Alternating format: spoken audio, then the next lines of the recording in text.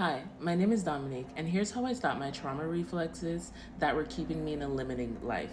As usual, I have my little black book that I write in. So, step one was recognizing the connection between the mind and the body. Awareness is always the first step. For me, I was raised in a narcissistic household, so I developed a lot of ways to survive, and a lot of that required me to not choose myself and required me to put myself down and a lot of silence to protect myself. So, the first thing I needed to recognize is that there is a connection between the mind and the body.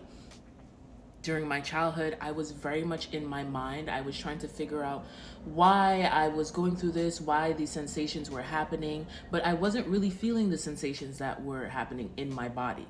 Yes, the situation was unsafe, so yes, I would feel a lot of negative feelings, but I never actually allowed myself to feel them. Every time the sensations came up, I figured out a way to stop feeling that, whether that was through trigger warning self-harm, or if it was just putting myself in situations that would just quickly distract the sensations in my body.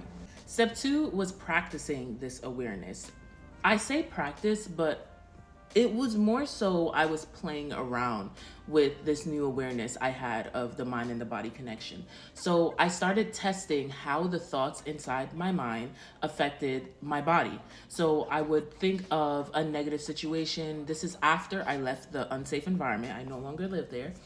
But after I left, I would then think of a thought that would really bring me really negative sensations. I would have that pit in my chest or in my stomach. I would have that tightness in my throat. And I would recognize, okay, when I think this sensation comes up in my body. When I think this sensation comes up in my body. And then I also started playing around with understanding what sensation is labeled as what. And just playing around with the connection of the mind and the body allowed me to become not only way more aware, but also allowed me to have a better control over my actions. So now step three is recognizing the actions that stem from those thoughts and those bodily sensations that are disconnected. So for example, for myself, I always use myself as an example, I was raised in a household that I had to be hyper vigilant. I always had to pay attention to my father's moods, so I knew how to react so that I can avoid punishment. So that would look like if he comes home and he starts slamming the doors, or if he comes home and he has a frown on his face, and I would immediately know, okay, I have to figure out what I can do to avoid his anger that's most likely gonna come.